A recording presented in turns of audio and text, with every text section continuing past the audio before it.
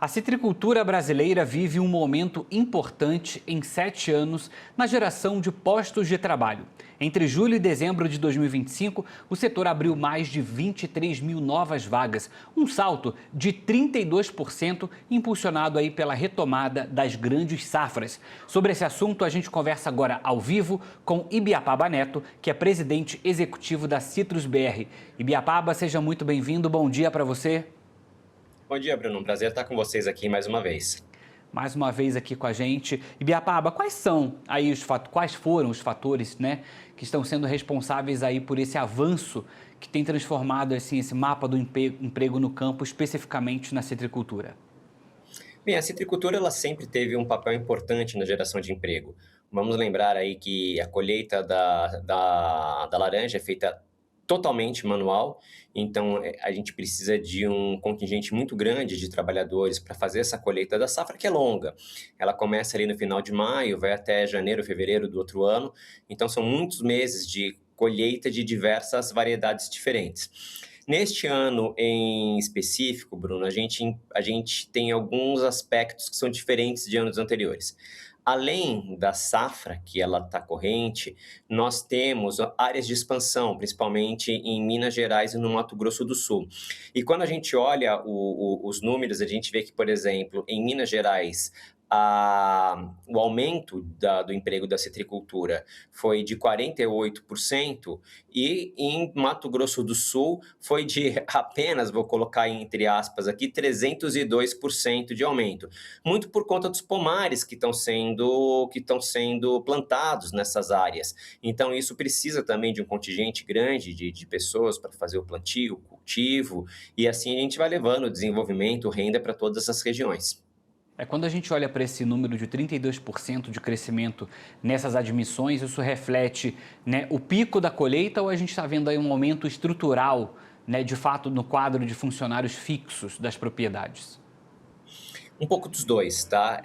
Este corte, ele tá olhando um pouco mais a sazonalidade, então sim, a gente já passou pelo pico da safra 2025-26, ainda tem muita coisa para acontecer, principalmente no plantio dessas novas áreas, que estão a todo vapor, nesse período ainda, neste primeiro semestre de 2026 e segundo semestre da safra 2025-2026, que é a maneira como seria mais correto assim para a gente olhar por ciclos. Então a gente tem uma turma que ela é interna do setor e esse emprego acaba se mantendo, porque essas áreas novas vão precisar de mais pessoas, principalmente no cultivo, mas por outro lado também a gente tem aí o pico de safra que já passou, mas como eu comentei ainda tem aí muito suco para passar por baixo dessa ponte.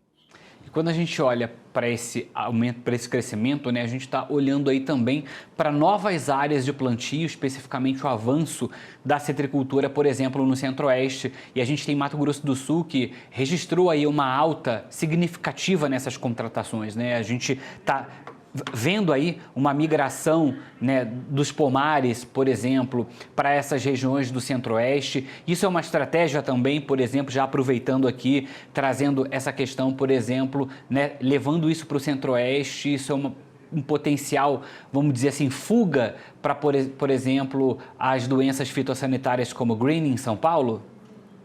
Não tenha dúvida, Bruno. Essa migração de São Paulo para Minas Gerais, numa parte menos tradicional do cinturão citrícola ali mineiro, e essas áreas novas do Mato Grosso do Sul, elas têm tudo a ver com greening. Vamos lembrar que o greening é uma doença que ela ainda não tem cura, e o nível de infestação da doença, ele é determinante para a tomada de decisão de plantar ou não na mesma área. E o que a gente tem visto é que tem havido essa migração, e a palavra que você usou foi muito feliz, porque ela não é uma expansão que o setor passa, realmente é uma migração. Então você tem pomares que vão ficando antigos aqui em São Paulo, e você precisa replantar essas áreas, principalmente para quem já tem investimento, quem tem know-how e quem tem essa tradição na citricultura. Em vez de fazer em São Paulo, procura novas áreas. E aí Minas Gerais tem sido uma boa opção e Mato Grosso do Sul aparece como uma nova fronteira para a cadeia do suco de laranja.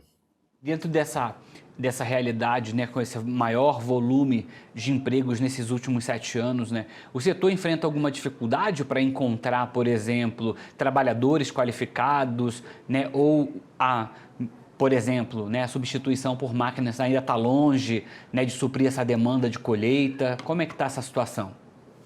A mecanização, infelizmente, ainda ela é distante, existem muitos estudos, projetos que tentam desenvolver uma máquina que possa colher laranja de uma maneira eficiente.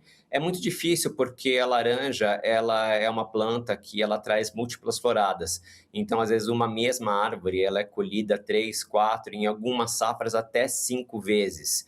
Então, se você tem uma colheita, como por exemplo acontece no café, com aqueles fingers que vão batendo e fazendo a colheita, você derruba a laranja madura, a laranja que não está madura ainda, aquela que ainda não se desenvolveu, e aí o prejuízo ele é muito grande. Então, a colheita manual ela é muito, muito importante para o setor. E esse é talvez um dos grandes gargalos econômicos que o setor passa. A gente tem, inclusive, tramitando no Congresso Nacional o PL 715 de 2023, de autoria do deputado Zé Vitor, de Minas Gerais, que compatibiliza o trabalho de safra com os benefícios do Bolsa Família. Hoje em dia, o Bolsa Família ele acaba sendo um gargalo para a contratação de mão de obra, porque as pessoas temem perder o benefício por conta da contratação, da formalização. E um jeito de você resolver isso é você parametrizar os dois pontos. A concessão ou não de benefício, isso é uma prerrogativa do Estado brasileiro, é ele que decide se ele deve fazer isso ou não. E uma vez decidido que isso vai ser feito, como tem acontecido no Brasil já há muitos anos, a gente precisa criar mecanismos para que isso não seja um obstáculo para a formalização. Então, sim, temos uma questão importante nisso e a gente espera que haja essa evolução agora no primeiro semestre com a votação aí das modificações do Senado na Câmara, e aí quem sabe a gente começa essa safra aí com fôlego novo e mais repertório, né, legislativo para que a gente possa contratar bem, contratar formal e todos se beneficiem desse setor que gera muito emprego, muita renda. Que quando a gente olha para essa situação, a tendência que eu espero que o setor, que eu acredito que o setor está aí acreditando é que venha, né, a safra aumente, cada vez mais a gente consiga ter uma safra melhor, um aumento de safra, um aumento de área plantada, porque a gente sabe que a gente tem aí o suco de laranja como, né, um dos principais produtos de exportação. Então a gente tem um volume muito grande que a gente exporta, é um volume que tem demanda para isso, então fazendo essa migração diária, talvez a gente consiga concentrar, né, uma melhor produção, tirando, por exemplo, toda essa plantação de São Paulo, diminuindo a incidência do greening. Então isso aumenta e dá outras perspectivas para o setor e que com isso, né, traz mais postos de trabalho, contrata mais gente, porque vai ter trabalho para isso, né? Então, assim, acredito que ao longo, né, dos anos e as próximas safras, é isso que o setor acredita, né? Que possa melhorar e aumentar ainda mais essa produção. A produção ela tem que estar equalizada com a demanda. Nós temos visto, esse ano é um ano muito difícil para o setor, a gente tem aí uma perspectiva de uma demanda cerca de 25% a 30% inferior à do ano passado, isso reflexo dos altos preços que foram praticados no período passado por conta da restrição de oferta que aconteceu. Os preços pressionaram demais o consumidor, que acabou saindo um pouco da categoria. Então, esse ano é um ano muito difícil para o setor, bastante desafiador nesse sentido, justamente por conta dessa conjuntura.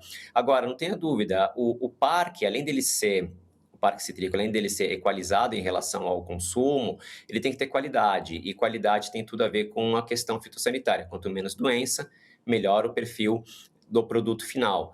E melhor o tratamento também, né? Tem que fazer um manejo menor de pesticidas, enfim, tem lá toda uma série de vantagens. Então, com isso, a gente espera que essas áreas novas, elas consigam arrefecer um pouco essa pressão que o greening vem trazendo, mantendo a qualidade do suco de laranja, e com isso a gente tem tempo aí para brigar pela demanda, que é hoje uma das grandes preocupações do setor por conta desses últimos 2 anos, o ano passado em particular, né, a safra passada em particular, que pressionou demais os preços e o consumidor acabou escapando um pouco da categoria. Muito bem, Biapaba Neto, muito obrigado mais uma vez pela participação aqui com a gente. Um ótimo dia ainda para você e bom final de semana. Obrigado para vocês, uma boa sexta-feira e um bom carnaval. Obrigado.